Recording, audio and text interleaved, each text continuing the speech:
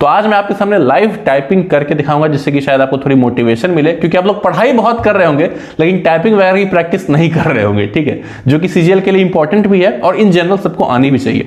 चलिए शुरू करते हैं।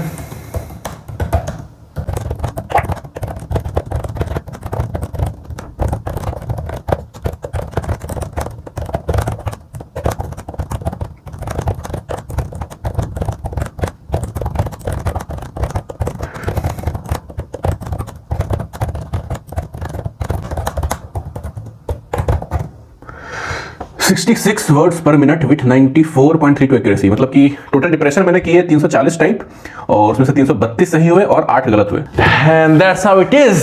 तो काफी दिनों के बाद किया, स्पीड अभी भी मेरी ठीक ठाक है।